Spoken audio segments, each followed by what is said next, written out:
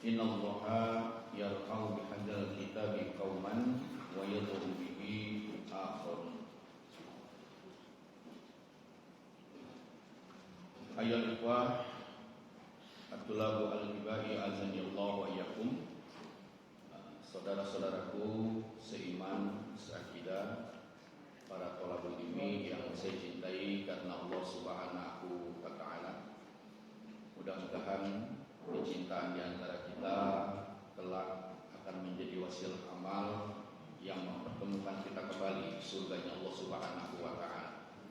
Kita bersyukur kepada Allah Rabbul Alamin untuk seluruh aktivitas yang berlangsung dalam kehidupan kita, tidak terkecuali khususnya di kesempatan malam hari ini kita dipertemukan di sebaik-baik tempat, yaitu baitun min buyutillah, di antara dari rumah-rumah Allah, dan kita pun insyaallah berada di satu situasi yang sangat penting sekali, keutamaannya itu kita butuhkan, yaitu di majelis ilmu. Sebelum saya mungkin menyampaikan, atau tepatnya kita berbagi sedikit pengetahuan yang saya miliki, pertama saya ingin menyampaikan dulu jazakumullah khairan kepada penyelenggara yang memberikan penghormatan, kesempatan kepada saya, terutama sekali bisa bermuajah dengan saudara-saudara seiman, dan ini merupakan satu nikmat yang sungguh tidak ternilai.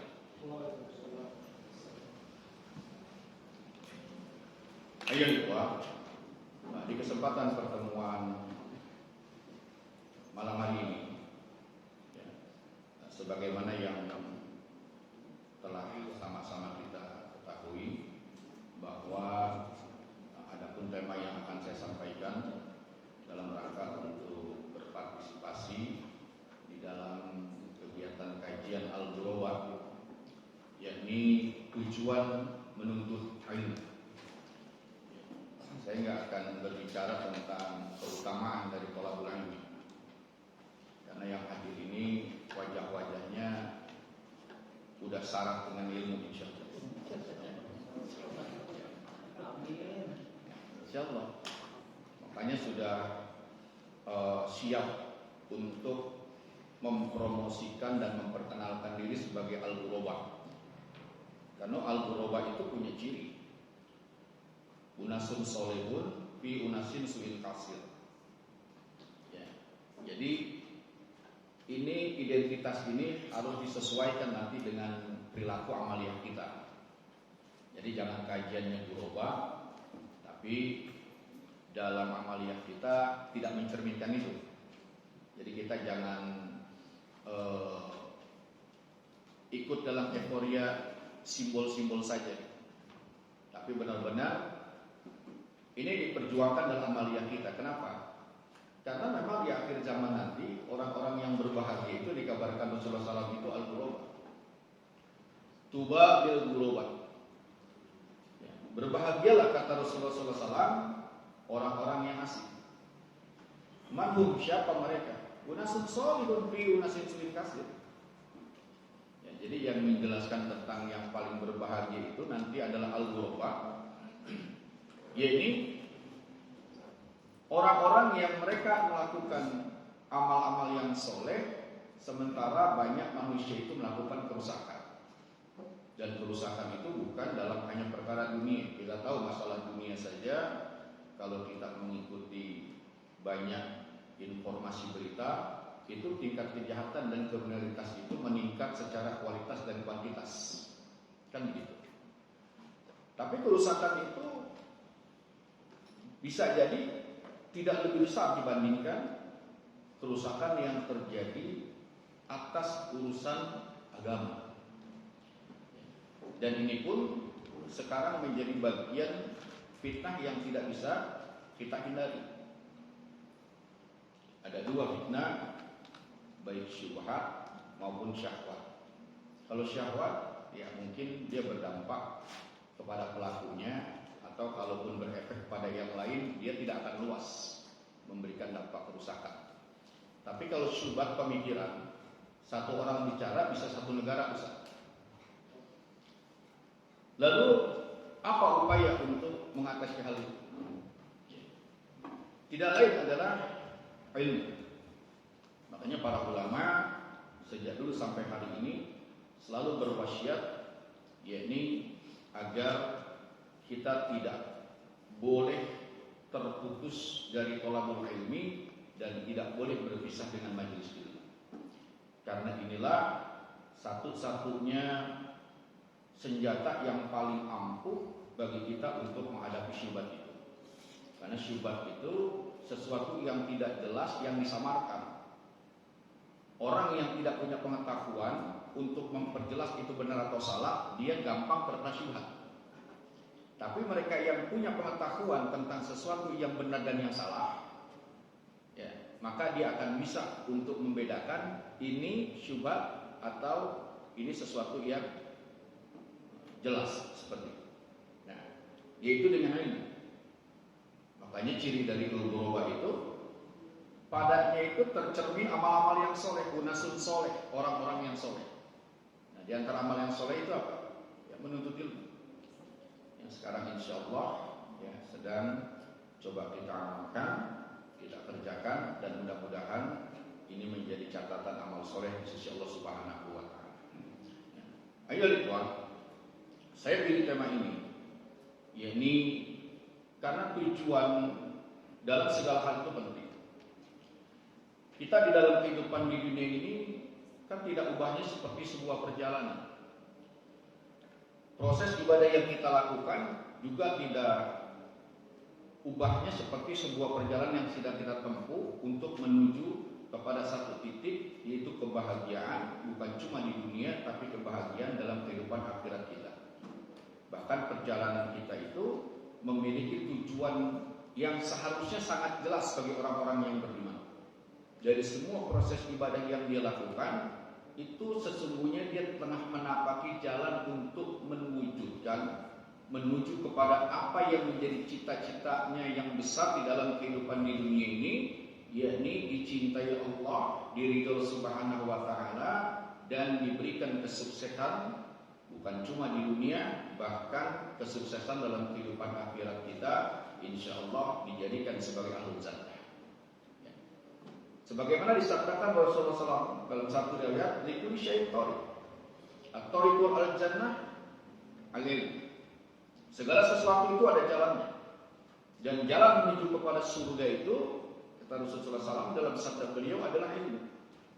Jadi ilmu ini adalah kumpulan petunjuk yang akan mengantarkan kita agar kita tidak salah jalan, agar kita tidak tergelincir dari tujuan yang ingin kita capai. Karenanya ketika seorang mau pergi ke satu tempat, harus memiliki tujuan yang jelas, bukan perjalanan iseng. Kalau perjalanan iseng itu biasanya tidak akan menghasilkan sesuatu yang bermanfaat. Tetapi kalau dia memiliki tujuan yang jelas apa yang akan dia capai, maka pasti ada persiapan-persiapan, ada sesuatu yang dia rencanakan. Dia akan waspada bahwa perjalanan itu bisa saja terkadang ada ujur, ada kendala, ada sesuatu itu yang mengganggu selama di perjalanan dia. Nah, termasuk perjalanan kita dalam menuntut ilmu itu bukan perjalanan yang mudah. Karena di antara amal yang sangat rendah sekali minat kaum muslimin sampai hari ini itu adalah thalabul ilmi. Kalau sholat kita masih bisa saksikan di setiap waktu, mungkin masih ramai, ada beberapa saf. Walaupun dibandingkan yang belum mau sholat, mungkin masih lebih sedikit yang mau sholat. Ya, tetapi jika dibandingkan dengan orang-orang yang mencintai ilmu dan mau menuntut ilmu, maka orang-orang yang mau duduk di majelis ilmu itu jumlahnya sangat sedikit sekali. Karenanya nanti kata Rasulullah SAW itu akan ada satu keadaan. Di dalam salah satu hadis yang insya Allah sahih, Rasulullah SAW bersabda, Inna baina yadis sa'ah ayyam. Sesungguhnya diutusnya aku, kata Rasulullah SAW, dengan hari kiamat itu, ayyaman itu akan ada hari-hari. Yurfa'u fihal ilmu wa yanjilu fihal jahlu. Ya. Kemudian wa yaksurul harju. Al-harju al-qatl. Hadis sahih. Apa yang disabdakan Rasulullah SAW bahwa inna baina yaday sa'ah. Sesungguhnya diutusnya aku dengan hari kiamat. Ayyaman itu akan ada hari-hari. Dan hari-hari yang dimaksud Rasulullah, hari yang sangat memprihatinkan. Kenapa? Karena yurfa'u fihal ilmu. Ilmu itu diangkat oleh Allah Subhanahu wa taala. Apakah diangkat begitu saja? Tidak. Bahkan di dalam kitab Al-Wajiz dikutip oleh Syekh Abdul Aziz Al-Badawi Al-Khalafi rahimahullah, hafizahullah taala, bahwa ya, nanti Al-Qur'an saja itu akan diangkat oleh Allah Subhanahu wa taala dalam satu malam sehingga tidak tersisa satu huruf pun. Lalu apakah prosesnya diangkat begitu saja? Tidak. Karena keberadaannya, eksistensinya itu sudah tidak mendapatkan tempat di hati kaum muslimin. Sudah banyak yang mereka itu tidak memperdulikan akan keberadaan dari amal-amal ini, akan keberadaan bahkan kitab sucinya, yang itu sesungguhnya sangat dia butuhkan, yang bagi dia berkewajiban untuk menjaga amalia tersebut. Tapi akan datang satu masa, hari-hari di mana mereka sudah tidak peduli lagi terhadap kitabnya Al-Quranul Karim untuk ditadaburi, dipelajari, dan begitu rendahnya minat kaum muslimin. Jadi bukan diangkat begitu saja Allah Subhanahu wa taala, tetapi ada proses yang menjadi berlangsungnya peristiwa itu. Karena begitu rendahnya minat kaum muslimin dalam menuntut ilmu, ya, akhirnya keberadaan thalabul ilmi itu tidak menjadi lagi efektif, mengesankan, tidak dibutuhkan. Setelah diwafatkan para ulama, maka kemudian akan Allah turunkan, yakni kebodohan. Dan kebodohan ini bukan dalam masalah ilmu dunia. Kalau ilmu dunia manusia akan semakin maju. Tetapi yang Allah Subhanahu wa taala wa yanjilu fihal zahlu, diturunkan oleh Allah Subhanahu wa taala itu kebodohan adalah yang terkait dengan ilmu din, dengan ilmu agama. Dan ini bersinergi dengan hadis Rasulullah SAW yang menjelaskan tatkala diangkatnya ilmu. Innallaha yaqbidul ilma intiza'an yantajihu minal ibad. Walakin yaqbidul ilma biqabdil ulama. Hatta idza lam yubqi aliman itakhajan nasu ruusan juhala. Fasubilu fa'atau bi qurihim. Wa fi riwayat birra'yihi. Kata Rasulullah SAW, sesungguhnya nanti ilmu itu akan diangkat oleh Allah Subhanahu wa taala. Dan diangkatnya bukan begitu saja dari dada-dada kaum muslimin. Walakin yaqbidul ilma biqabdil ulama. Ilmu itu akan diangkat oleh Allah Subhanahu wa taala dengan diwafatkannya para ulama. Dan ketika ulama ini itu menjadi sosok yang langka, yang sulit untuk ditemui dan diminta fatwanya, itakhajan nasu urusan juhala. Maka orang-orang yang bodoh itu akan menyerahkan urusan-urusan mereka itu juga kepada al-juhal, kepada orang-orang yang bodoh. Masuk akal tidak? Orang-orang akan menyerahkan urusan-urusan besar mereka bahkan kepada orang-orang yang bodoh. Itu sangat tidak masuk akal. Tapi orang-orang itu tidak terlihat sebagai orang yang bodoh.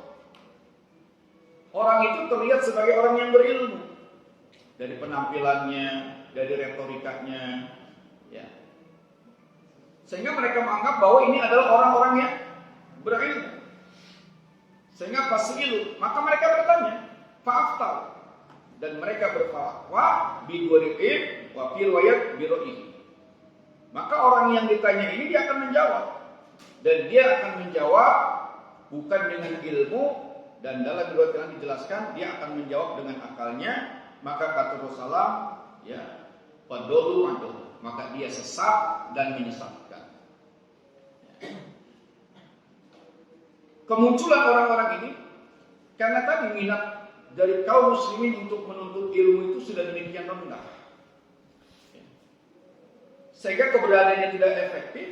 Kalau keberadaannya sudah seakan-akan mengesankan tidak dibutuhkan, maka inilah secara bertahap Allah Subhanahu wa taala wafatkan para ulama, dan kemudian Allah Subhanahu wa taala angkat ilmu sehingga tidak ada lagi kesempatan bagi orang untuk bisa mengambil keutamaan dari majelis ilmu, padahal keutamaan itu sangat luar biasa sekali.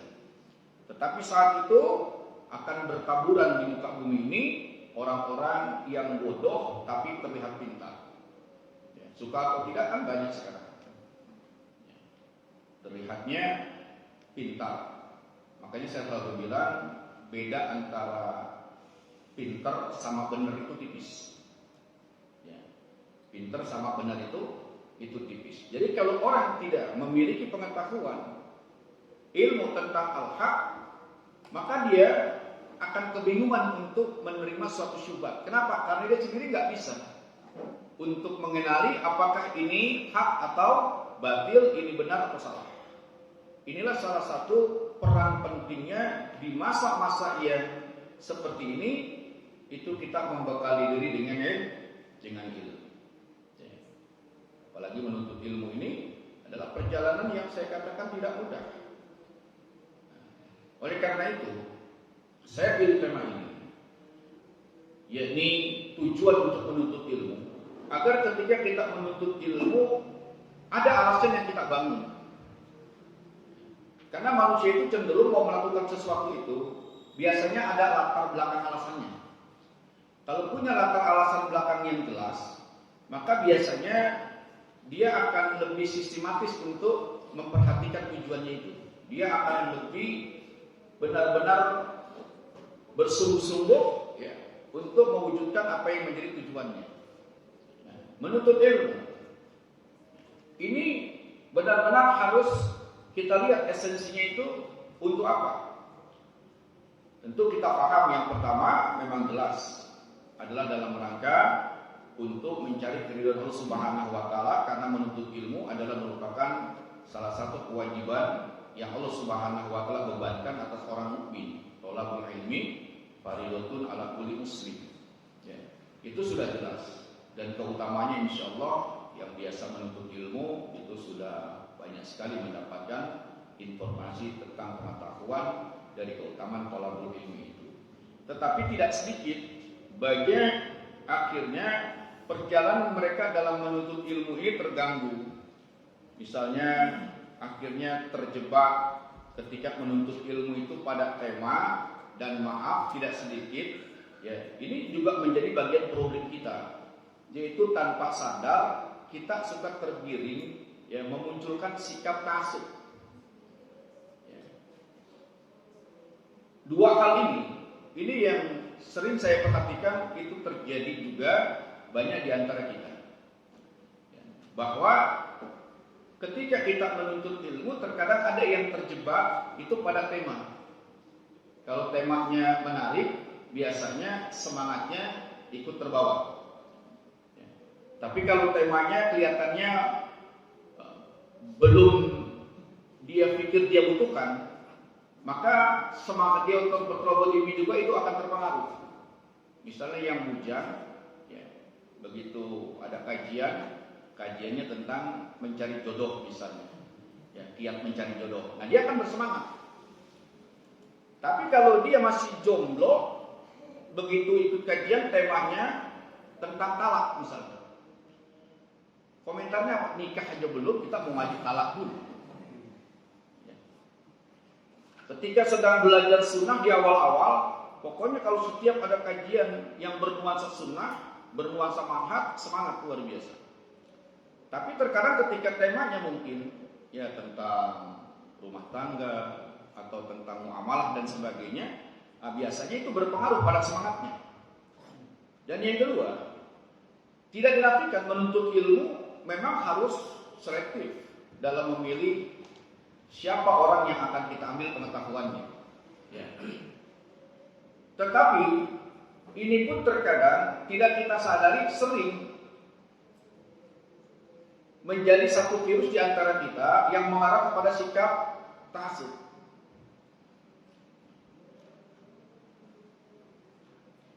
Ada misalnya sebagian ustaz sama manhajnya, tapi ada orang yang terlalu bersemangat dengan satu ustaz.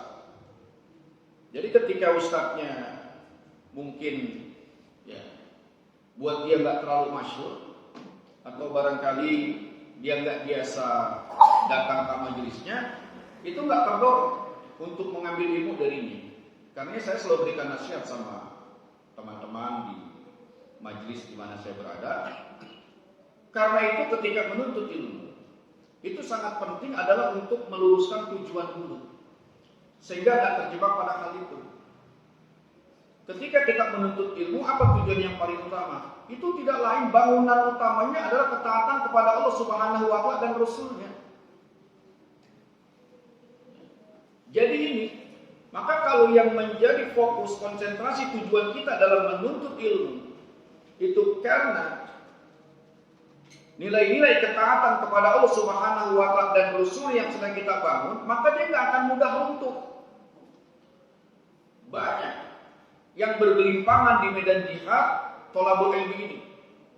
Padahal orang-orang yang menuntut ilmu itu dijelaskan Rasulullah SAW dalam sabda beliau itu setara, seumpama dengan orang-orang yang berjihad.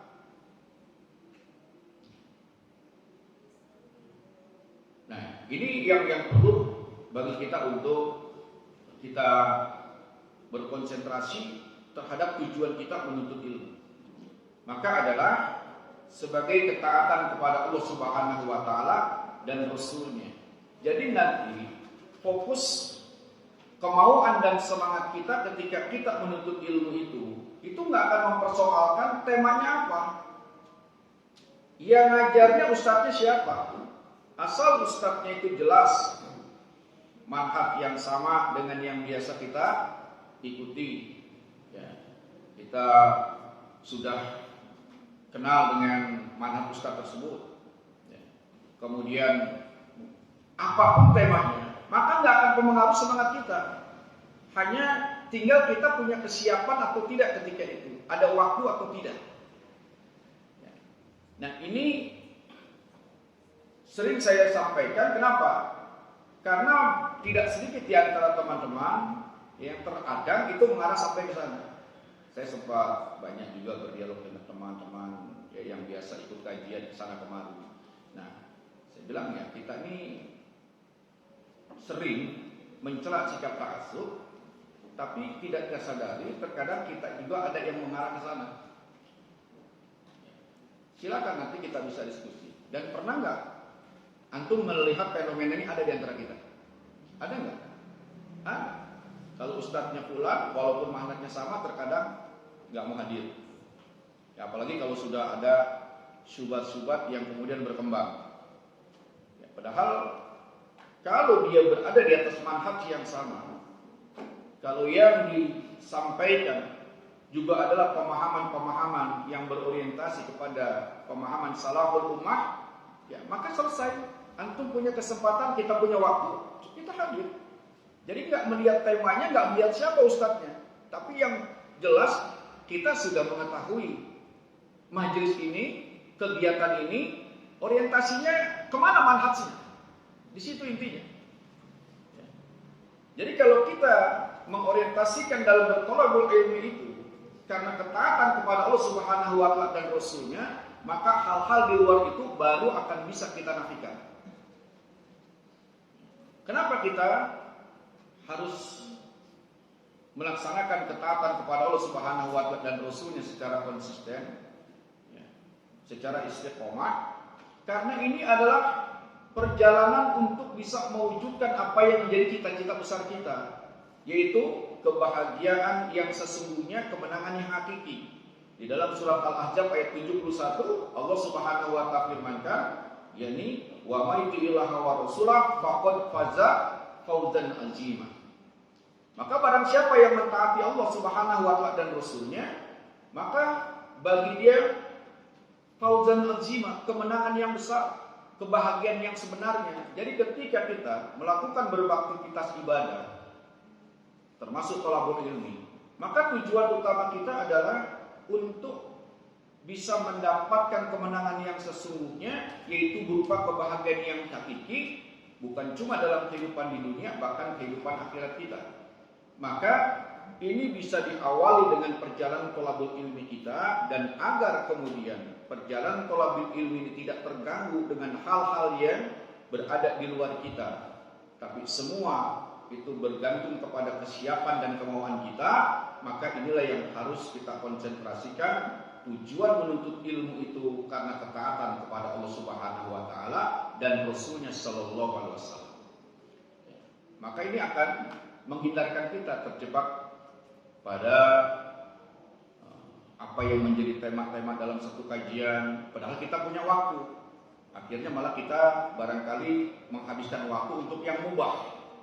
Ya, padahal saat itu, masya Allah, malaikat saja Allah Subhanahu wa taala itu perintahkan untuk mampir di taman-taman surga. Apa taman-taman surga di dunia itu? Majelis ilmu.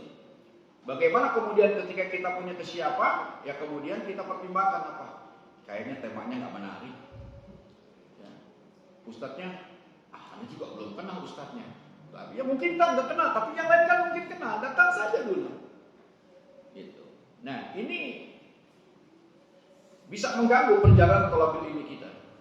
Maka penting, yang pertama tujuan sekali lagi adalah harus dibangun di atas ketaatan kepada Allah Subhanahu wa taala dan Rasulnya sallallahu alaihi wasallam. Kemudian yang kedua, ketika kita menuntut ilmu, itu adalah untuk menghindari diri kita dari kehinaan. Karena orang-orang yang berilmu itulah yang mendapatkan janji dan jaminan dari Allah Subhanahu wa taala akan dimuliakan oleh Allah Subhanahu wa taala. Mafhum mukhalafah artinya kalau orang-orang tidak memiliki ilmu, dia tidak mau menuntut ilmu, enggak ada janji Allah Subhanahu wa taala untuk memberikan jaminan kemuliaan bagi dia. Tetapi bahkan bisa jadi dia akan dihinakan oleh Allah Subhanahu wa taala walaupun mungkin dia masih memiliki iman. Karena tidak setiap orang yang beriman itu pasti nanti akan datang kepada Allah Subhanahu wa taala dalam keadaan mulia. Karena di muka bumi ini saja banyak kaum muslimin, orang-orang yang masih beriman, jangankan menuntut ilmu, sholat 5 waktu saja mereka tinggalkan. Kita ini sudah berada pada masa yang pengganti-pengganti yang buruk itu telah ada dan banyak di tengah-tengah kita. Yang dikatakan oleh Allah Subhanahu wa taala dalam firman-Nya dalam surat Maryam surat 19 ayat ke-59, fa khalafa min ba'dihim khalfun adu shalah wa tabu syahawat fasawfa yalqauna ghayah.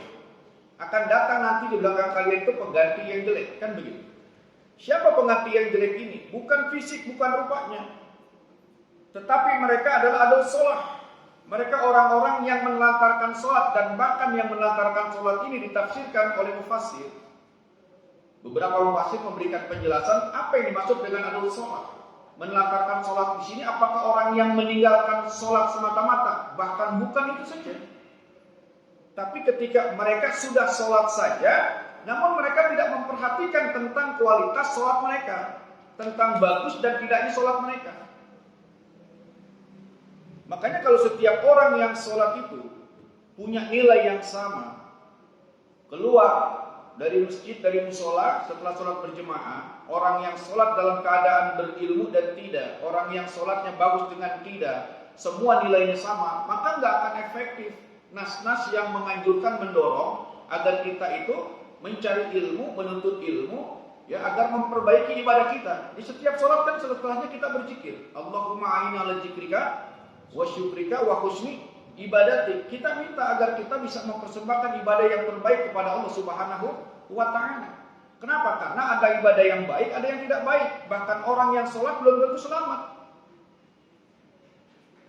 Ayatnya kan sering kita baca dalam surat Al-Ma'un. Ya. Maka ini bersinergi dengan dalam surat Maryam tadi ayat ke-59 surat 19. Kalau Al-Ma'un insyaallah ya, kita sudah hafal. Fawailul lil musallin alladzina hum an salatihim sahun. Lihat siapa yang dicap oleh Allah Subhanahu wa taala dalam ayat ini? Apakah yang tidak sholat? Makanya kalau baca ayat ini kan enggak boleh berhenti sampai di situ. Fawailul lil musallin. Nanti yang enggak sholat berbahagia dia. Ya. Maka celaka orang-orang yang sholat. Kenapa dikatakan celaka? Alladzina hum an salatihim sahun. Karena pada sholatnya itu ada kelalaian. Karena dalam surat Al-Mu'minun Allah Subhanahu wa taala jelaskan siapa orang yang beruntung dengan sholatnya. Qad aflahal mu'minun alladzina hum fi sholatihim khashi'un. Maka sungguh beruntung orang-orang yang beriman. Siapa mereka? Yaitu ketika sholat, mereka sholat dengan khusyuk, dengan sungguh-sungguh. Ya. Nah, sungguh-sungguh di sini maksudnya apa? Terpenuhi apa yang menjadi hak-hak sholat itu untuk ditegakkan. Dan kembali kepada ayat tadi yang dimaksud dengan adaus sholat, maka bukan hanya meninggalkan sholat, tapi dia sudah sholat. Tapi dia tidak mau mengilmui sholatnya, dia tidak mau untuk memperhatikan tentang kualitas sholatnya itu baik atau tidak. Maka di ayat itu, ya, di ujungnya itu sangat ngeri sekali ancaman Allah Subhanahu wa taala, fasaufa yalqauna goyah. Apa fasaufa yalqauna goyah? Nanti dia akan menemui kesesatan dan dijelaskan dalam kitab tafsir Al-Aisar, Syekh Bakar Al-Jazairi rahimahullah taala mengatakan bahwa itu adalah dasar jurang neraka. Bahkan orang yang sholat diancam dengan itu. Ketika dia tidak mau memperhatikan dengan bagus dan tidak sholatnya, diancam fasaufa yalqauna goyah. Ini adalah dasar dari dasar jurang neraka. Yang ketika dia dimasukkan di sana, maka dia akan diberi minum darah yang bercampur dengan nanah.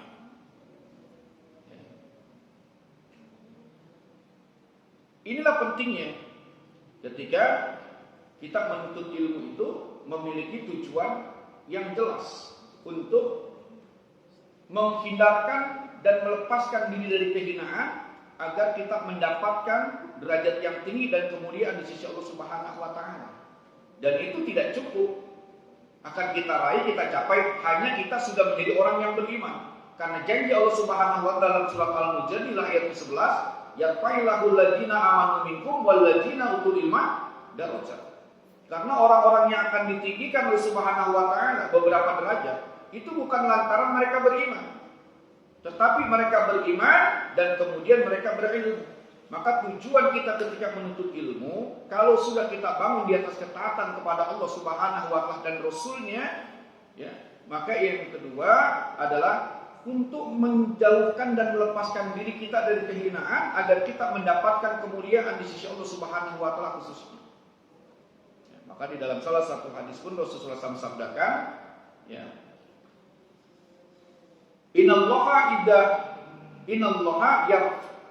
yarqau bihadzal kitabi qauman wa yad'u bihi akharun. Sesungguhnya Allah Subhanahu wa taala itu akan mengangkat derajat sebagian kaum. Itu disebabkan dengan kitabnya Al-Qur'an. Apa maksudnya? Apa yang diimani saja? Apa cukup cuma dibaca saja? Tidak dipelajari. Agar kemudian bisa diamalkan apa yang menjadi kandungan dari pesan-pesan Al-Qur'an itu. Wa yad'u bi akharun, dan sebagiannya itu akan dihinakan oleh Allah Subhanahu wa taala juga dengan kitabnya Al-Qur'an. Yang artinya mereka mungkin mengimaninya, tetapi mereka tidak mau untuk mentadaburi, tidak mau mempelajari kitabullah ini. Maka Allah Subhanahu wa taala tidak memberikan garansi dan janji kepada mereka walaupun mereka beriman itu akan dimuliakan oleh Allah Subhanahu wa taala. Jadi ketika kita menuntut ilmu, tujuannya ini harus kita perhatikan. Sehingga ini akan memberikan kepada kita semangat dan kemauan yang kuat serta bersungguh-sungguh. Karena kata Imam Asy-Syafi'i rahimahullah ta'ala, orang menuntut ilmu itu akan tercapai tujuannya dalam menuntut ilmu itu jika terpenuhi 6 hal. Ya. Jika ada padanya itu 6 hal, maka dia akan bisa mencapai. Yang pertama dibutuhkan kecerdasan. Dan kecerdasan insya Allah kita semua sudah diberikan oleh Subhanahu wa taala walaupun dengan kadar yang berbeda. Dan untuk permasalahan agama itu enggak butuh terlalu cerdas banget. Kenapa? Karena sudah dipersiapkan oleh Subhanahu wa taala, setiap orang itu akan menerima beban syariat. Sehingga syariat-syariat yang akan dipelajari oleh hamba-hamba Allah Subhanahu wa taala itu sudah berada dalam tingkat kecerdasan yang setiap orang bahkan dalam level yang paling rendah pun itu akan sanggup untuk memahami syariat. Ya. Kenapa? Karena dimudahkan oleh Subhanahu wa taala. Ya. Sampai orang yang barangkali terbatas fisiknya saja, bahkan orang-orang ada yang autis, ternyata mereka bisa menghafal Al-Quran. Ya, banyak mereka yang tetap bisa melakukan ibadah dengan baik. Nah, Nah, itu satu contoh. Kenapa? Karena Allah Subhanahu wa taala nggak mungkin memberikan satu beban syariat yang beban syariat itu sangat rumit dan sangat sulit untuk dipahami. Sehingga orang harus punya kecerdasan yang istimewa baru bisa memahami syariat Allah Subhanahu wa taala. Tidak, itu orang-orang yang tertentu yang berada dalam pilihan Allah, mungkin dia akan menjadi pejuang-pejuang dakwah dan seterusnya. Ya. Karena Allah Subhanahu wa taala jelaskan, "Innallaha yuridu bikumul yusra wa la yuridu bikumul usra." Sesungguhnya Allah Subhanahu wa taala menginginkan kemudahan dan Allah Subhanahu wa taala itu tidak menginginkan adanya kesempatan. Jadi diberikan oleh Allah Subhanahu wa taala kemudahan. Nah, maka kecerdasan ini setiap kita itu mampu.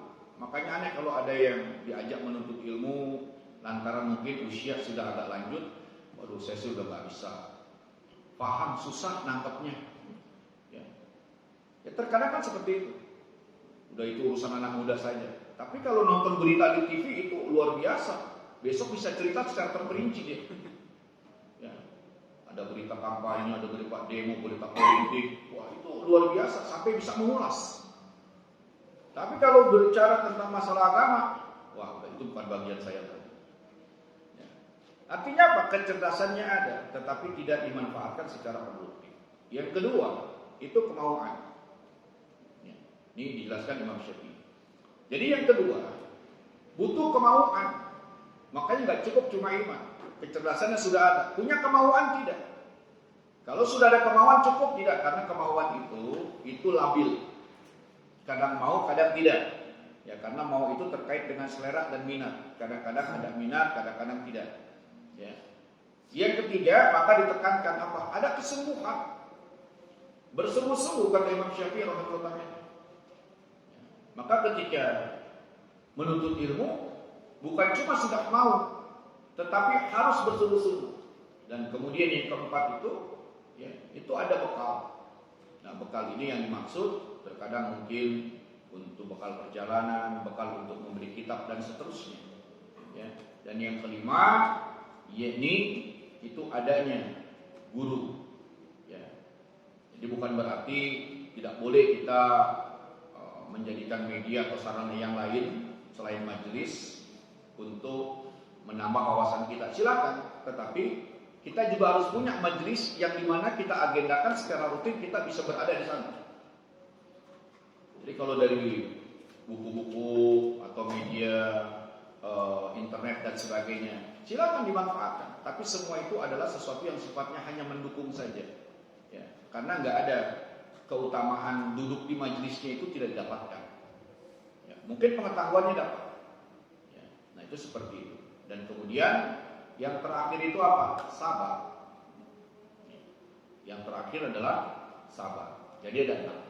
Pertama cerdas, yang kedua punya kemauan, yang ketiga bersungguh-sungguh, yang keempat ya berani berkorban bekal. Bahkan seorang salaf mengatakan ilmu tidak akan memberikan manfaatnya kalau kita penuntut ilmu itu sendiri nggak mau berkorban untuk ilmu. Korban waktu, korban tenaga, bahkan mungkin korban harta. Ya. Jadi dia pun harus ada kesungguhan untuk berani mengorbankan waktunya, tenaganya, pikirannya, bahkan hartanya. Dan kemudian ya ada guru. Nah dalam guru ini tentunya ya, ada selektivitasnya. Tidak setiap guru juga kemudian itu kita bisa ambil, tapi diarahkan ada pembimbing, ada guru. Dan yang keenam, menuntut ilmu itu tidak syak, itu benar-benar membutuhkan kesabaran. Nah, maka dari tujuan-tujuan kita dalam bertolabul ilmi ini akan insya Allah lebih memperkuat semangat dan kemauan kita. Jadi bukan hanya kita punya kemauan, tapi bagaimana kemauan itu menjadi satu kegiatan yang permanen, kegiatan yang berkesinambungan yang kita agendakan di sepanjang perjalanan kehidupan kita, walaupun tentu dengan waktu-waktu ya kita diberi keleluasaan oleh Allah Subhanahu wa taala. Jadi ini baru yang kedua ya. Jadi yang kedua itu adalah dalam rangka untuk meraih kemuliaan, untuk melepaskan diri dari kehinaan. Makanya orang-orang yang tidak mau belajar, yang tidak mau menuntut ilmu itu tercela. Sampai Imam Syafi'i rahimahullah mengatakan, kalau ada orang yang sudah mencapai usianya 40 tahun, seorang muslim usianya sudah sampai 40 tahun, tapi masa mudanya itu bukan dihabiskan dalam rangka diantaranya untuk talabul ilmi, maka bertakbirlah untuk orang itu 4 kali. 4 kali takbir apa? Takbir sholat jenazah. Jadi beliau memberikan perumpamaan, kalau ada seorang muslim yang sudah usianya 40 tahun, tapi dia habiskan masa mudanya itu berpuluh tahun tidak dalam rangka untuk menuntut ilmu, maka itu seperti bangkai-bangkai yang berjalan. Dan beliau juga mengatakan di dalam ungkapannya yang lain, ya jika seseorang tidak mau menuntut ilmu, makanya hendaknya dia menjadi orang yang sabar. Sabar dalam apa? Sabar dalam menahan pedihnya di atas kebodohan. Ya, makanya Rasulullah SAW pun telah memberikan isyarat, la yang bagi lil jahili an yaskuta al jahli, wala lil alimi an yaskuta ala ilmi. Orang-orang yang bodoh, kata Rasulullah SAW, maka dia tidak boleh berdiam diri dengan kebodohannya. Artinya apa? Dia harus belajar. Karena kalau dia tidak belajar, tadi bisa jadi walaupun dia masih beriman, dia akan datang ke hadapan Allah Subhanahu wa taala dalam keadaan terhina. Karena dia hanya mengimani Al-Qur'an saja barangkali. Dia beriman kepada Allah, dia beriman kepada Rasulullah SAW, tapi yang menjadi konsekuensi keimanannya diantaranya untuk mentadaburi kitab Allah, untuk mempelajari syariat Allah, untuk menuntut ilmu, itu tidak dipedulikan. Maka inilah yang menyebabkan dia tidak berada dalam jaminan kemuliaan Allah Subhanahu wa taala, tapi bahkan Allah Subhanahu wa taala bisa jadi akan menghinakan dia. Innallaha yarfa'u bihadzal kitabi qauman wa yad'u bi aqwam. Ya. Maka Allah akan hinakan sebagian dengan kitabnya dan sebagian itu akan dimuliakan oleh Allah Subhanahu wa taala. Dan Allah Subhanahu wa taala juga berfirman di dalam ayat yang lain, hal yastawil ladzina ya'lamun wal ladzina la ya'lamun. Ya. Jadi menggunakan kalimat ini dengan isim istifham, ya, diawali dengan pertanyaan yang enggak membutuhkan jawaban karena orang sudah paham. Hal yastawil ladzina ya'lamun wal ladzina la ya'lamun. Apakah sama antara orang-orang yang berilmu kata Allah Subhanahu wa taala dengan orang-orang yang tidak berilmu? Jadi ini gak butuh jawaban. Kenapa? Karena orang-orang yang berakal sudah tahu jawabannya. Dan sekaligus ini menjadi sebuah cara untuk memposisikan perbandingan tentang keutamaan sesuatu dan tentang buruknya sesuatu. Maka yang memiliki keutamaan dalam hal ini, Allah Subhanahu wa taala berikan pujian dan keutamaan kepada orang-orang yang alim, orang-orang yang berilmu. Dan untuk mendapatkan ilmu, ya tidak lain prosesnya adalah melalui dengan belajar. Maka ini penting bagi kita untuk memahami tujuan kita dalam menuntut ilmu.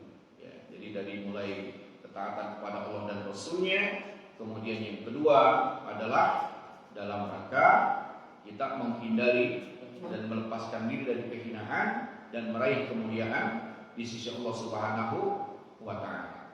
Kemudian yang ketiga, agar kita memiliki akidah dan ibadah yang benar kepada Allah Subhanahu wa taala. Jadi ini tujuan dari menuntut ilmu. Jadi kalau tujuan-tujuan ini jelas, sesuatu yang berada di luar dari potensi kemauan dan kesungguhan kita, itu akan bisa kita atasi. Karena menuntut ilmu ini sekali lagi itu sangat luar biasa sekali beratnya. Makanya minat kaum muslimin itu sangat rendah dalam bertolabul ilmi. Ya. Kadang-kadang yang banyak melanda itu apa? Bosan. Apalagi lama menuntut ilmu, kayaknya nggak paham-paham dapat apa ya? Padahal dapat ya.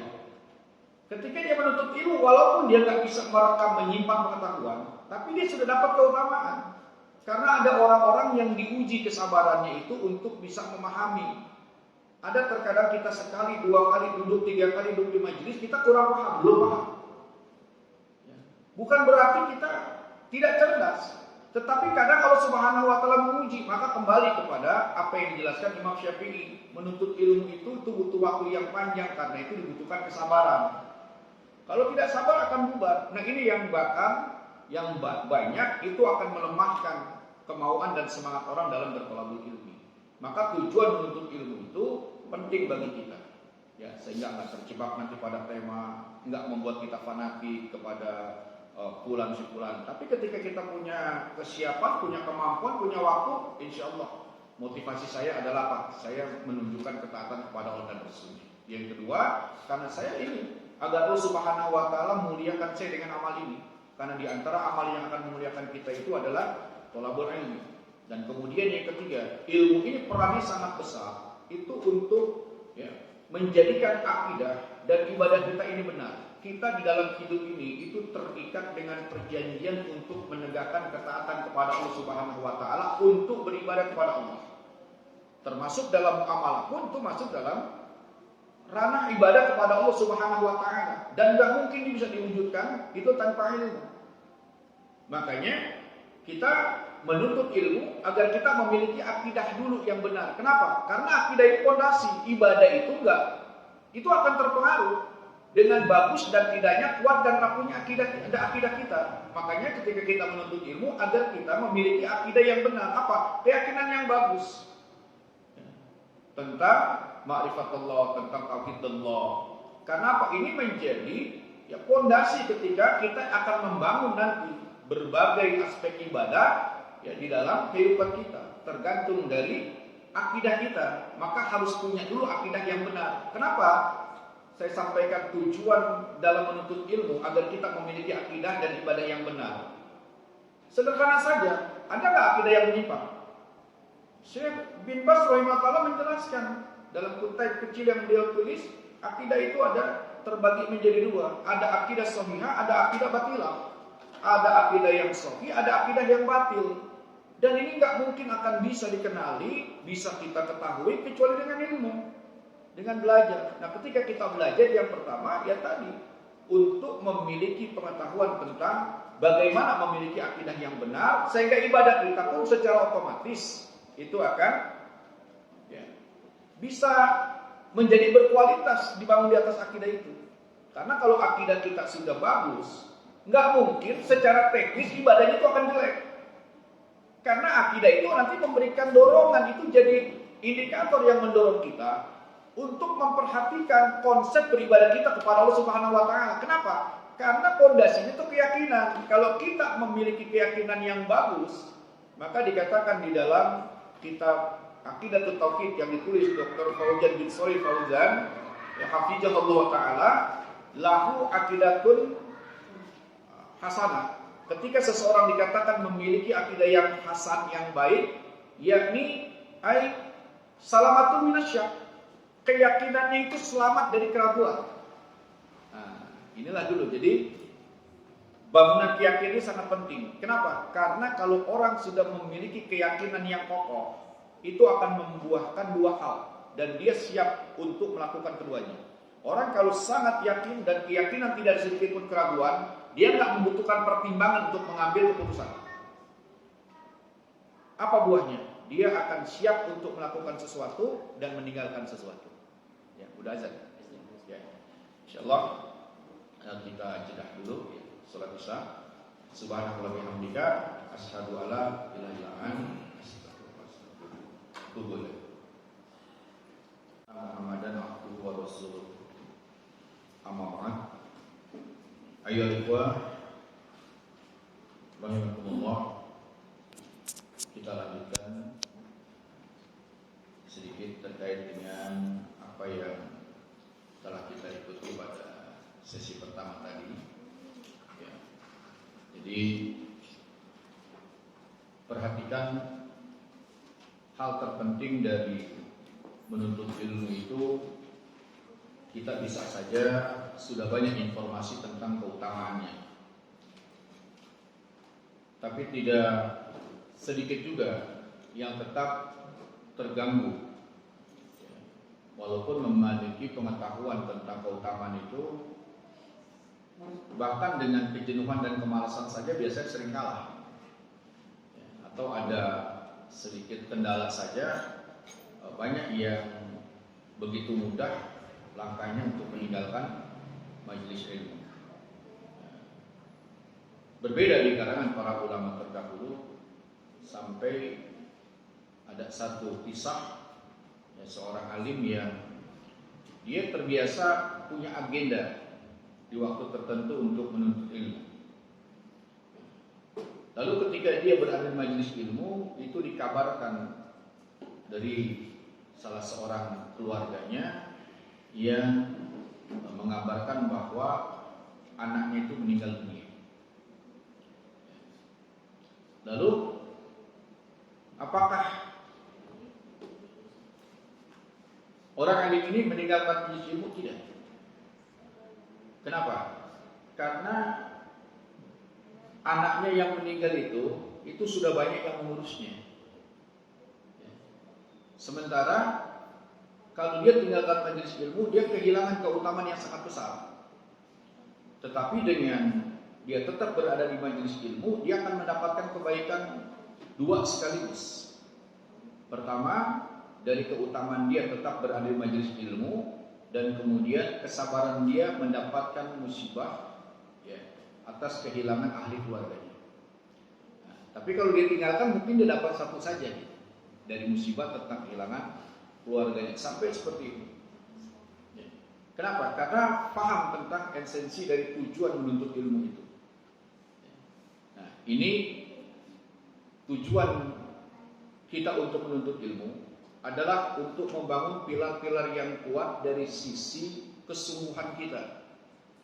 Karena terkadang kemauan itu, saya katakan, itu tidak stabil, dia labil. Tetapi harus didukung dengan kesungguhan. Kesungguhan ini butuh unsur. Apa unsurnya? Nah, tadi analisa saya terbatas, saya jelaskan beberapa hal. Bangun di atas ketaatan kepada Allah dan Rasulnya, karena kita berkewajiban untuk mentaati Allah dan Rasulnya, karena kita sangat memiliki kebutuhan dengan amal itu. Yaitu apa? Untuk mendapatkan kebahagiaan hakiki, kemenangan yang besar.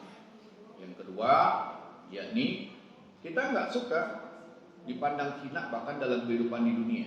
Bayangkan kalau kita datang ke akhirat nanti, bahkan ke hadapan Rabbul Alamin, itu dalam keadaan terhina. Karena ada orang-orang yang sombong itu nanti akan datang, mereka dalam keadaan terhina. Apa kesombongannya? Mereka nggak mau beribadah kepada Allah Subhanahu wa Ta'ala. Dijelaskan dalam salah satu firman-Nya, innal ladzina yastakbiruna an ibadati sayadkhuluna jahannama dakhirin. Sesungguhnya orang-orang yang sombong dari beribadah kepada kata Allah Subhanahu wa Ta'ala, kelak mereka itu akan datang di hari kiamat. Akan kami masukkan mereka itu ke dalam neraka jahanam dalam keadaan terhina. Jadi kalau nggak mau beribadah kepada Allah, itu bentuk kesombongan. Dan di antara ibadah kepada Allah adalah menuntut ilmu. Makanya menuntut ilmu ini hukumnya wajib. Ya, walaupun tentu kekuatan hukumnya tidak sebagaimana sholat yang diikat dengan waktu-waktu tertentu. Tetapi tidak boleh seorang mukmin muslim membiarkan dari waktu-waktu yang tersedia, yaitu terabaikan dari menegakkan kewajiban ini, maka terpandang dia juga telah melakukan kemaksiatan kepada Allah Subhanahu wa Ta'ala. Nah, ini penting. Jadi untuk mendapatkan kemuliaan, makanya orang-orang yang berilmu insya Allah dia akan dimuliakan di dunia, memiliki tempat-tempat yang terhormat dan dihormati oleh manusia. Ya, apalagi di sisi Allah Subhanahu wa Ta'ala, Allah telah memberikan jaminan dan Allah tidak akan menyelisih janjinya. Dan kemudian yang ketiga, ini juga penting, yaitu apa? Untuk memiliki akidah yang benar. Saya katakan memiliki akidah yang benar, sejak dulu ada akidah yang menyimpang, ada akidah yang salah. Ya. Bahkan perselisihan yang terjadi dan banyak di dalam tubuh kaum muslimin yang dijelaskan Rasulullah SAW itu justru perselisihan itu dalam masalah akidah, maka diancamnya dengan neraka. Sataf tariku hadhil ummah salasin masbahina firqah kulluha finnar. Illa wahidah. Rasulullah SAW menjelaskan dalam sabda beliau dalam hadis yang sahih bahwa umatku akan terpecah menjadi 73 golongan. Kulluha finnar. Semuanya itu diancam dengan neraka. Ya. Maka yang pertama kita lihat, golongan ini dalam Islam atau di luar Islam? Dalam Islam. Makanya Syiah tidak dimasukkan dalam golongan ini. Ya. Ini dalam Islam. Karena kalau Syiah, sebagian ulama Ahlus Sunnah itu telah mengeluarkan mereka dari Islam, Syiah ini. Ya. Nah, tetapi masih ada akidahnya yang menyimpang, tapi kadarnya tidak seberat penyimpangan yang ada pada akidah orang-orang Syiah. Tapi diancam, kulluha finnar. Semuanya itu diancam dengan neraka. Maka khilaf di sini, perbedaan di sini bukan dalam masalah fikih, tapi dalam masalah akidah. Ila wahidah, kecuali satu. Nah, konsentrasi kita adalah miliki akidah yang satu ini apa? Jangan berkonsentrasi kepada 72 yang diancam dan kita nggak boleh takyin. Maka sangat keliru sekali. Dan ini merupakan satu asumsi dan opini yang fatal ketika menyatakan bahwa orang-orang yang dituduh sebagai Wahabi, orang-orang yang dikatakan mengikuti manhaj salaf ini, yaitu mentakyin bahwa orang-orang yang tidak sejalan pemahaman dengan mereka itu neraka. Ya, sampai sebagian mengatakan kita ini seolah-olah yang punya kapling surga. Ya. Jadi selain kita itu diarahkan sama mereka opininya seolah-olah kita mengesankan pasti ke neraka. Padahal ketika Rasulullah SAW ancamkan saja dengan ini kulluha finnar, 73 itu semuanya diancam dengan neraka. Itu nggak boleh tayin, nggak boleh memastikan bahwa orang yang misalnya melakukan sesuatu yang tidak sesuai dengan sunnah ini pasti neraka. Tidak seperti itu. Ya. Tetapi diancam dengan neraka. Jadi kalau diancam bisa jadi nanti terjadi perubahan dalam perjalanan ilmiahnya, mungkin terjadi perubahan di dalam manhajnya seperti itu. Ya. Nah, konsentrasi kita adalah ini. Maka ilmu ini kita pelajari, salah satu tujuannya agar kita memiliki akidah yang benar. Jadi kalau kita memiliki akidah yang benar, itu kita nggak usah terlalu konsentrasi memikirkan dari penyimpangan-penyimpangan yang ada pada firqah-firqah yang secara umum dikabarkan Rasulullah SAW dan itu ada di sekitar kita. Karena ketika kita mengetahui itu secara otomatis, itu akan menjadi satu parameter, akan menjadi ukuran kita bisa mengetahui ini benar atau salah, ini hak atau batil. Kita ambil analogi sederhana. Kalau antum tidak mengetahui jumlah nilai perkalian 2 kali 2 sama dengan 4, bisa nggak mengatakan 5 salah? 7 salah? Tidak bisa. Kenapa? Tidak mengetahui. Karena nggak tahu. Jadi orang yang nggak tahu hasil perkalian 2 kali 2 sama dengan 4, potensinya semua angka yang didatangkan itu mungkin benar. Makanya perlunya ilmu untuk mengetahui ini. Dan din itu sangat aksiomatik lagi, lebih dibandingkan dengan matematik. Tidak terbantahkan. Tidak ada kalimat bersayap. Ya, apalagi dalam masalah akidah. Maka ketika seseorang memiliki akidah yang bagus, akidah yang selamat, ya, maka dia secara otomatis akan bisa mengenali tentang suatu yang salah, akidah-akidah yang menyimpang dari akidah yang hak ini. Nah, apa yang menunjang untuk memiliki akidah ini? Tidak lain itu adalah ilmu. Maka para ulama selalu mendorong belajar, menuntut ilmu. Ya. Karena akidah ini sangat besar perannya di dalam memberikan pengaruh ibadah kita menjadi sah atau tidak. Karena itu Syekh Udair bin Iyad rahimahullah ta'ala ketika beliau menafsirkan surat Al-Mulk ayat kedua dan ayat yang serupa juga ada dalam surat Kahfi, Al-Kahfi. Kalau dalam surat Al-Mulk, surat ke-67 di ayat yang kedua, Allah Subhanahu wa taala berfirman, liyabluwakum ayyukum ahsanu amala. Ya. Allah Subhanahu wa taala ingin menguji di antara kalian itu ahsanu amala itu siapa yang paling baik amalnya. Maka Syekh Fudail bin Iyad rahimahullah taala beliau menjelaskan yang paling baik amalnya itu yang dimaksud dengan ahsanu amalah adalah yang ketika beribadah itu terpenuhi dua kriteria diterimanya ibadah. Apa lagi? Ikhlas dan ittiba. Yang dimaksud benar. Maka kata Syekh Fudail bin Iyad rahimahullah taala, yang pertama ikhlas, yang kedua benar. Ikhlas semata-mata karena Allah dan benar itu karena ilmu. Nah, jadi tujuan ketika kita menuntut ilmu agar kita memiliki akidah yang benar, akidah yang sahih, dan sekaligus ini akan menjadi fondasi kita membangun ibadah sehingga ibadah itu pun insya Allah menjadi ibadah yang benar. Tanpa ilmu, ya jangankan di masa kita. Di masa Rasulullah SAW, bukan Rasulullah SAW pernah menyuruh seseorang untuk mengulang kembali sholatnya sampai 3 kali. Padahal kasusnya cuma karena nggak ada tukmaninah saja kan. Sekali dia sholat, dia minta pendapat Rasulullah SAW, suruh ulangi. Kemudian dia ulangi tanpa minta petunjuk Rasulullah SAW. Dia pikir dengan akalnya dia bisa memperbaiki. Oh mungkin dia pikir kurang kelihatan serius atau kurang kelihatan bagus gerakannya. Tapi ternyata setelah dia ulang sampai 3 kali, Rasulullah SAW tepat memberikan penilaian yang sama. Sampai dia kemudian ya menyatakan ya menyerah, nggak tahu lagi. Nah, itu menunjukkan bahwa di dalam masalah din nggak bisa kita merumuskan dan memperbaiki sesuatu, melakukan perubahan-perubahan yang mengarah kepada kebenaran itu dengan akal kita. Tapi harus kalau dalam masalah urusan agama syariat, maka harus dipulangkan kepada petunjuk Rasulullah Sallallahu Alaihi Wasallam.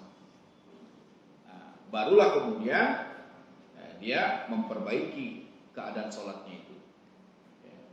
Nah, makanya ibadah kita ini tergantung dengan bagusnya akidah kita. Nah, bagaimana untuk memiliki akidah yang sahih yang bagus, maka tidak bisa kecuali dengan ilmu. Dan banyak lagi, tetapi ya, pada kesempatan yang terbatas, 3 hal ini semoga bisa menjadi motivasi yang meletakkan nilai-nilai esensi intisari kita menuntut ilmu itu apa. Jadi nanti nggak terjebak dengan faktor-faktor eksternal di luar kita. Kecuali kalau kitanya memang punya ujur syar'i yang nggak memungkinkan. Tapi selagi ujur syar'i itu tidak terjadi, maka dengan alasan-alasan ini akan membangun kemauan dan kesungguhan kita untuk menjaga agar amal yang mulia ini istiqomah, insyaallah. Nah, sampai di sini barangkali kalau ada yang mau ya ditanyakan atau mau memberikan koreksi atau lainnya, ya silakan. Fadhol, saya kembalikan dulu kepada Shahibul Bait, panitia kajian Al-Ghuraba. Kalau jamaahnya kita bertanya langsung, silakan. Boleh bentuk tulisan juga. Ya, mau nanya-nanya. Mau enggak, jangan nanya yang enggak. Ustaz, Ya, silakan. kalau misalnya begini Ustaz, derajat penuntut ilmu. Iya. Nah, dia tuh dari rumah emang niat mau ke majelis. Iya. Terus dia lagi lewat, tiba-tiba dia berhenti, dia ikut majelis, sama dia lagi sholat, tiba-tiba di dalam ada majelis. Terus dia ikutan gitu. Nah, itu derajatnya sama nggak itu Ustaz? Ya, makanya kan innamal a'malu binniyat. Enggak, ini nggak ada niat. Dia nggak ada. Niat. Yang pertama emang niat. Nah, Nah, yang kedua ya kan ada niat tadi kan? Karena lewat gitu. nah, Lewat kebetulan terus misalnya di sini ada lewat. ya, Nah, ada kajian dia masuk. ya. Ikutan. Tapi awalnya kan nggak ada niat Ustaz. Nah, terus dia lagi misalnya terus lagi sholat maghrib. Ya kemudian ada niat kan? Kemudian ada niat, awalnya nggak ada. Awalnya nggak ada. Lewat, terus ada kajian nih. Niat itu apa sih? Niat itu kan ada sengaja gitu. Mau melakukan sesuatu. Ya, jadi walaupun awalnya nggak ada, karena nggak mungkin segala sesuatu, apalagi kalau ibadah gitu kan. Ya, innamal a'malu binniyat. Jadi masuk ke dalam kategori ketik masuk, walaupun kita misalnya sedang di perjalanan nih, begitu. Ya bahkan maaf, misalnya ada uzur, lagi jalan uzan, istirahat di masjid. Begitu istirahat di masjid, ternyata selesai sholat ada kajian. Nggak ada niat tuh awalnya mau ngaji gitu kan? Karena memang karena situasi cuaca di jalan dia sempat istirahat. Nah, bagaimana kalau kemudian dia duduk. Mesti ada niat yang mengawalinya.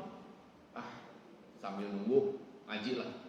Tapi karena memang dia sudah terbiasa mencintai ilmu, dia biasa hadir di majelis ilmu, maka niat itu bisa muncul secara spontanitas seperti itu. Lalu bagaimana? Sama. Justru yang perlu diperhatikan, orang yang datang sengaja dari rumah ke majelis ilmu. Cuma dia benar-benar datang dari rumah, memang niatnya datang ke majelis ilmu. Tapi terkadang bisa juga niatnya bukan untuk menuntut ilmu. Misal apa? Ketemu sama temannya. Cuma sambil nunggu dia nuntut apa selesai dia bermajelis baru gitu. Nah, itu menjadi berbeda malah. Ya. Atau karena nggak enak nih. Yang menyelenggarakan teman misalnya. Ya, kalau nggak datang kayaknya gimana gitu. Nah, nggak seperti itu. Nah, jadi itu semua kembali inamal a'malu biniat wa innamal likulli imri'in ma nawa. Jadi niat bisa dengan spontan. Ya. Lalu bagaimana kedudukannya? Insya Allah itu termasuk karena dia sudah punya karakter dasarnya memang suka bertolabul ilmi. Jadi ketika punya kesempatan dan kebetulan mungkin karena sebab sesuatu itu nggak menjadi masalah sebab itu. Ya. Nah itu insya Allah. Karena kalau orang-orang yang sudah terbiasa suka kebaikan, girohnya di mana aja akan muncul lagi. Ketika dia melihat kesempatan untuk bisa berbuat baik, maka nggak akan disia-siakan. Maka Imam Bukhari rahimahullah ta'ala luar biasa kepekaannya untuk bisa mengambil kebaikan. Beliau pernah masuk ke satu masjid, kemudian dia mendapatkan di masjid itu cuma ada selai rambut.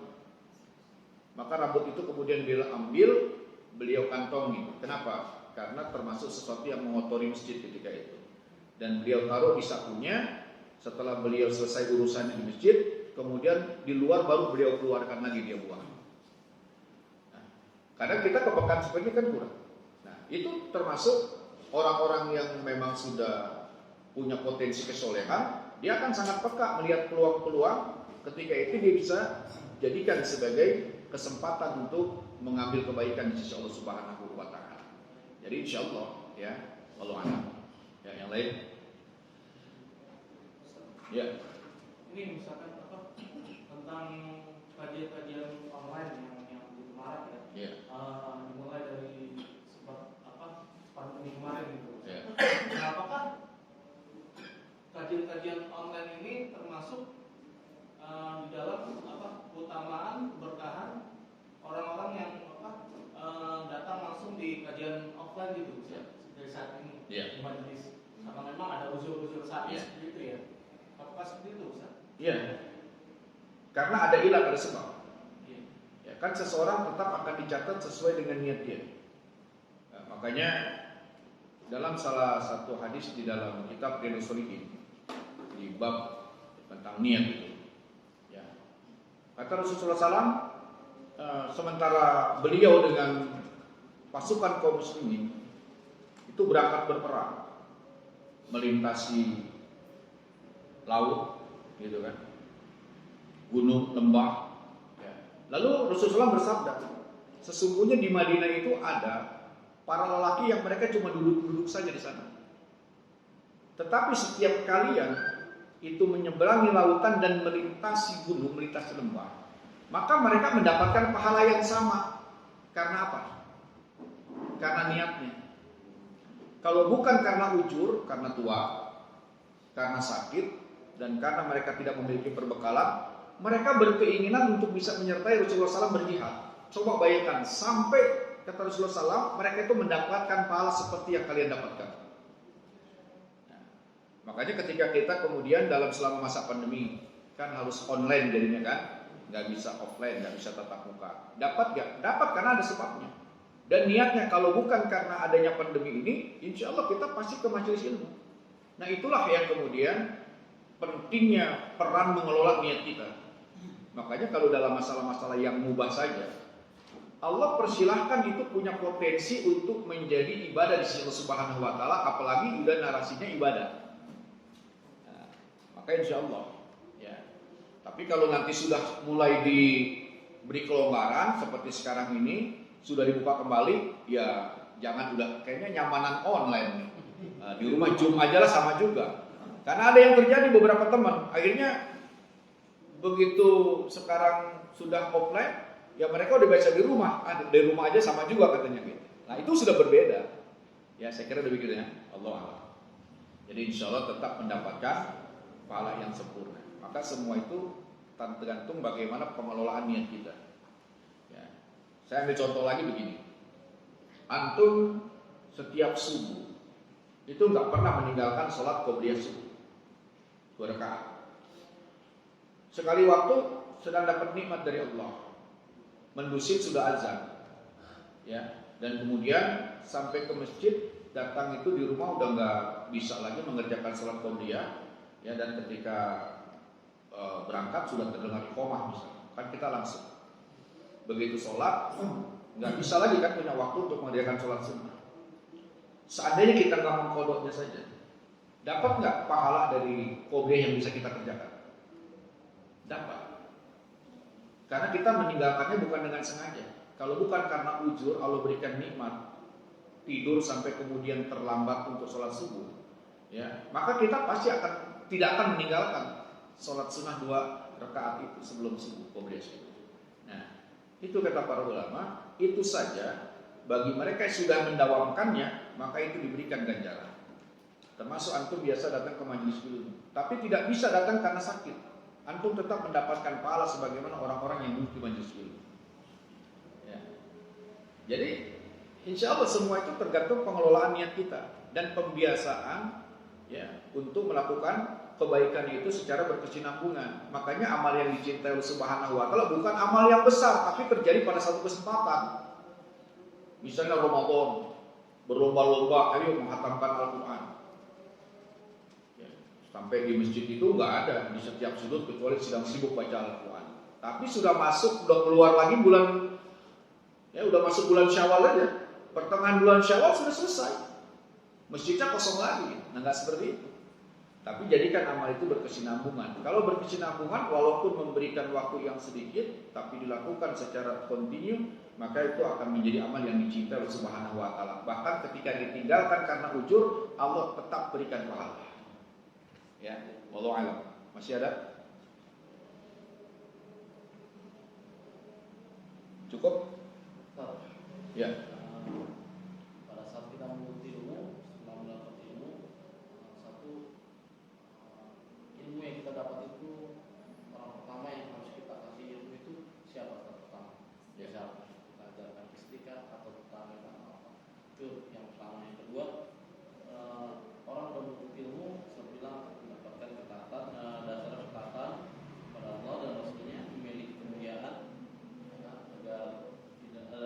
agar kita beribadah dan akidah yang benar. Nah, tolak ukurnya mereka orang berilmu, apakah ada ditunjukkan secara dohir untuk orang ini dengan akidah kesesatan atau setelah dia menuntut ilmu? Karena banyak orang yang menuntut ilmu, jadi dia tidak mengamalkan juga, dan ya banyaklah yang menyimpang besar. Apakah secara dohir kita bisa lihat orang-orang menuntut ilmu yang menyimpang? Ya. Yang pertama, kepada siapa dulu ilmu itu kita sampaikan.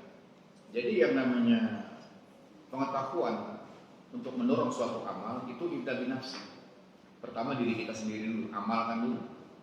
Ya. Kan ada ancaman Allah Subhanahu wa taala.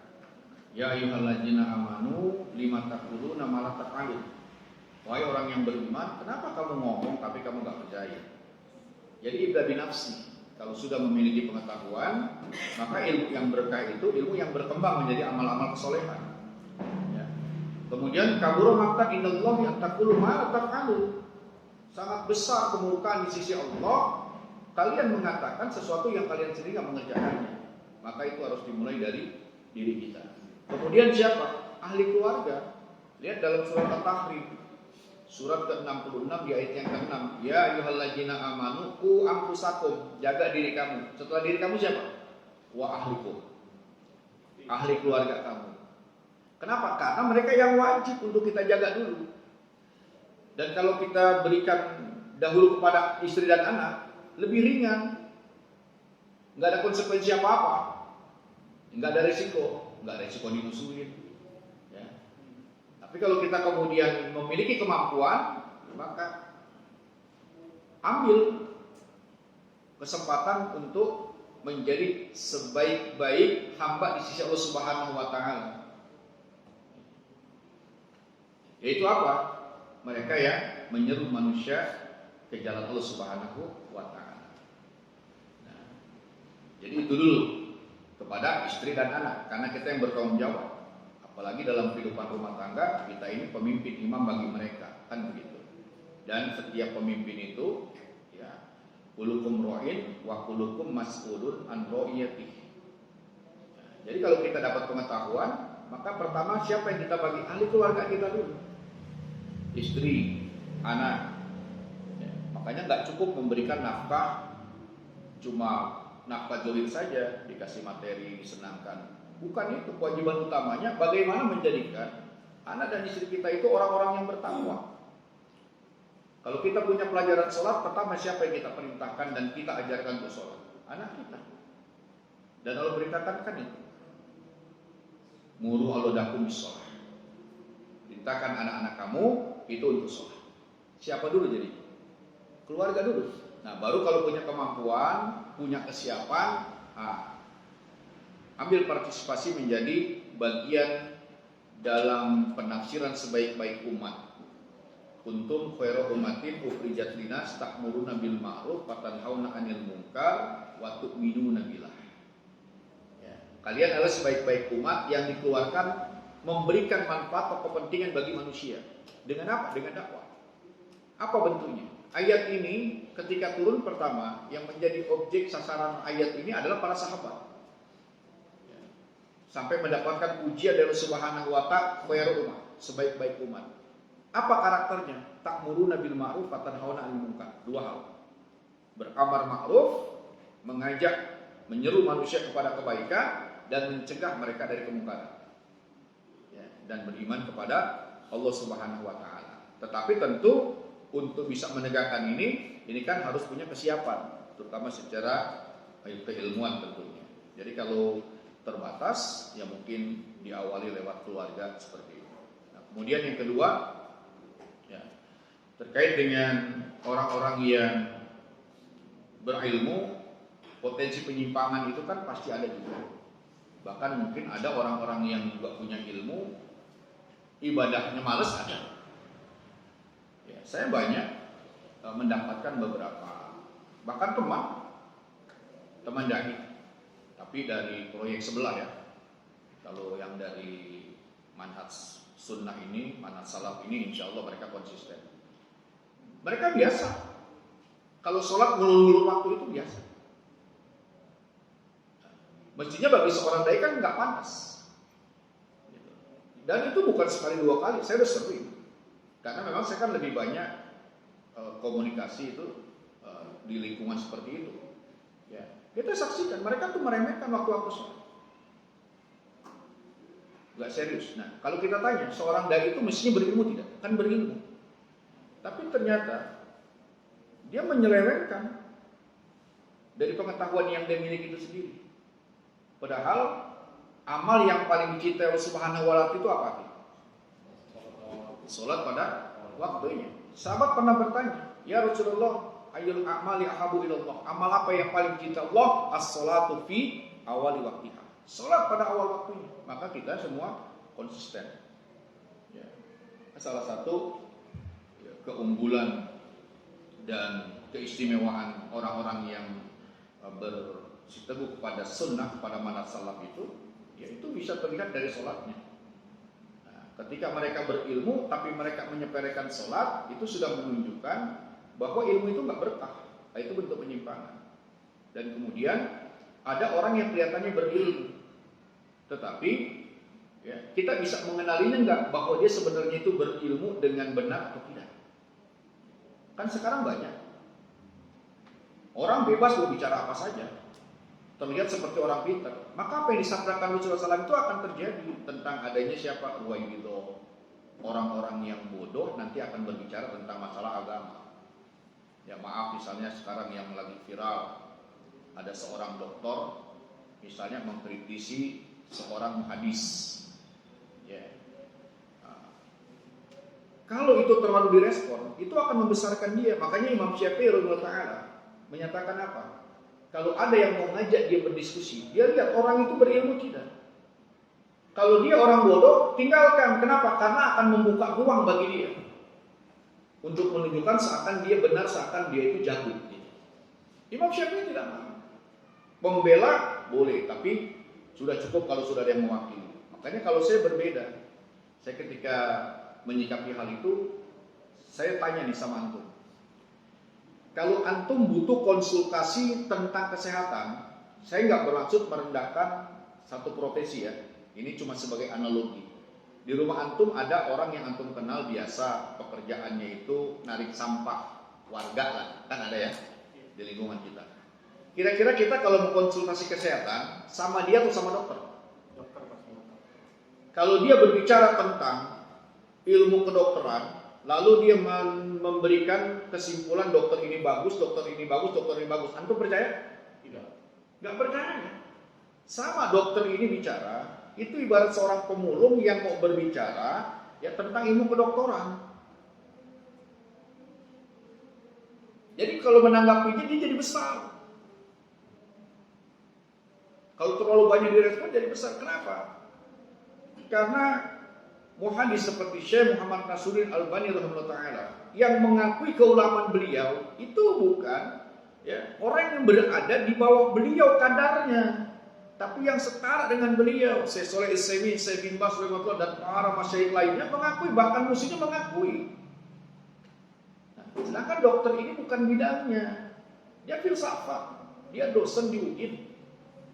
Bidangnya bidang filsafat dan manhajnya sufi. Yang nggak ketemu.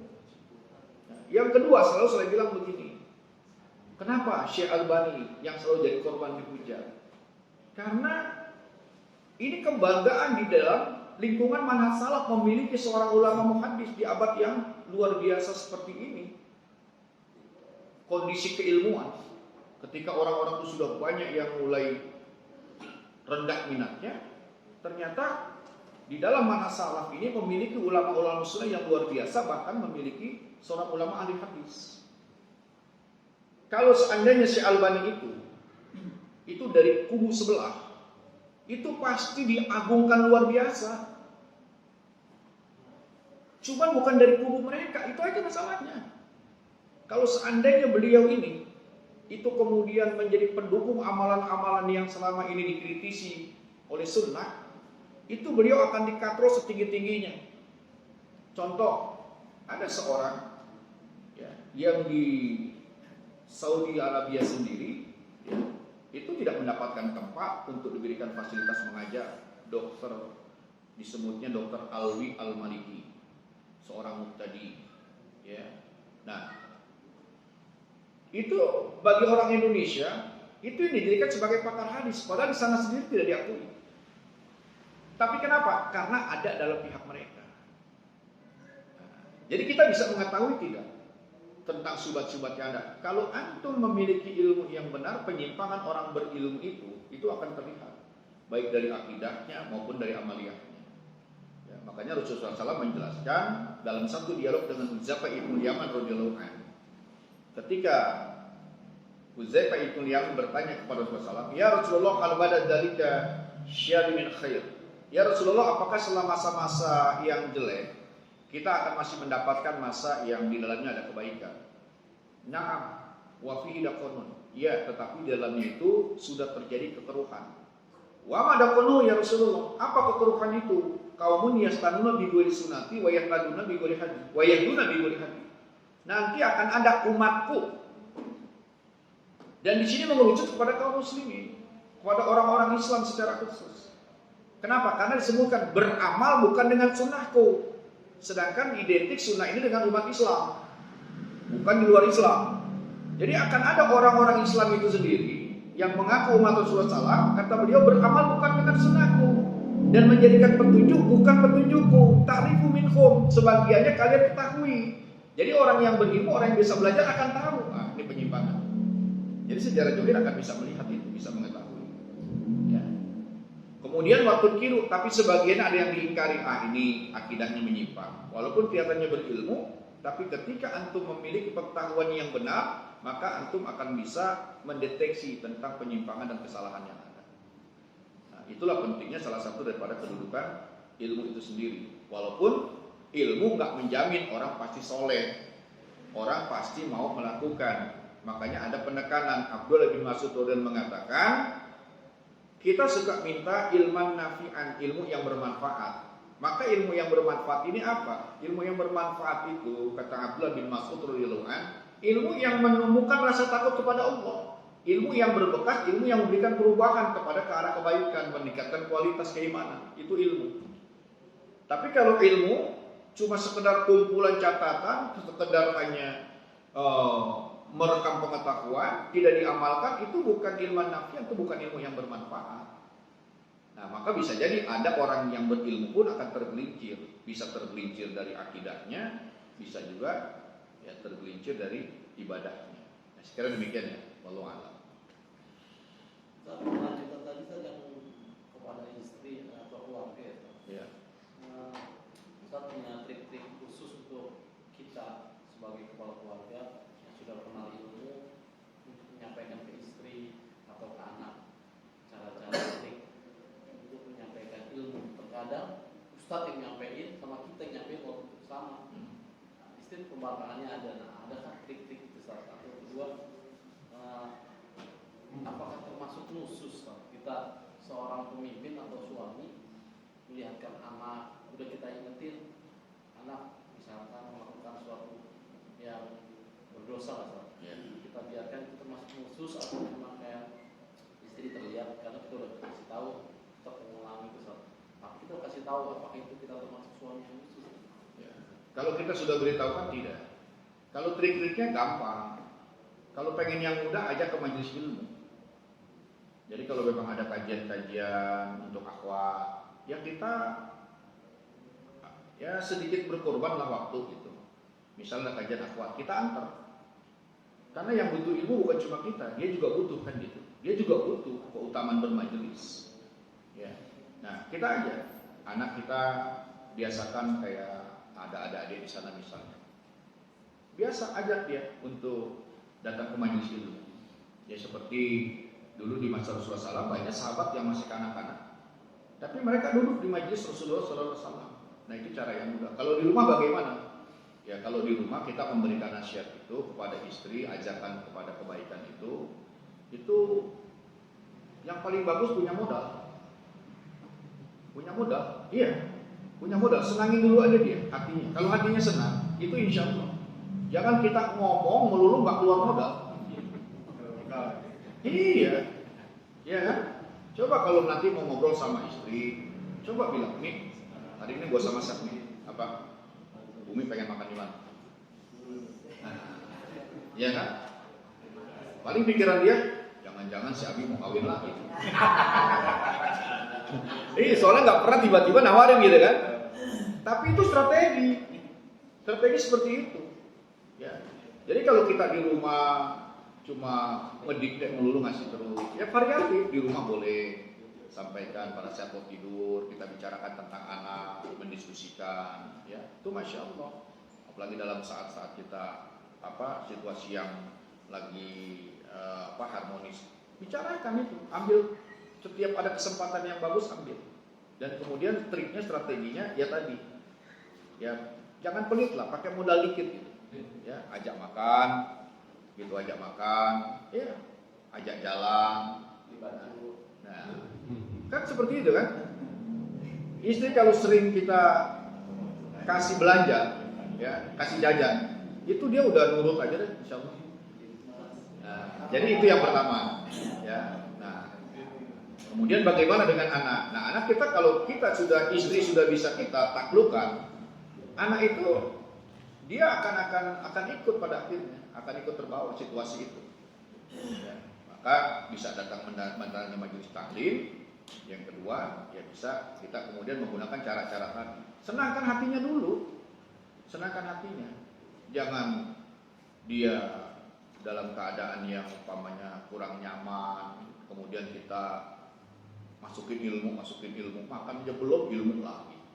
Nah, ya itu dulu. fasilitasi dulu dia, insya Allah. Nah, terus apa lagi? Udah, ya saya kira begitu ya. Jadi yang punya istri begitu, ajak jalan-jalan istrinya. Nanti kalau sudah jalan baru pelan-pelan ajak ngobrol. Paling bilang, oh ternyata pengen ngomong ini dia. Nah, ya, tapi dia senang. Jangan sekali, ajak lagi nanti sebulan 2 kali, masya Allah. Nah, saya kira begitu ya, barangkali ya. Kalau nanti di kesempatan yang lain kita lanjutkan. Lebih kurang saya maaf, yang benar dari Allah Subhanahu Wa Taala, yang salah keliru pasti dari keterbatasan manusia. Nah, kita tutup dengan doa kafaratul majelis. Subhanallah wa bihamdika, asyhadu an la ilaha illa anta, astaghfiruka wa atubu ilaik. Assalamualaikum warahmatullahi wabarakatuh.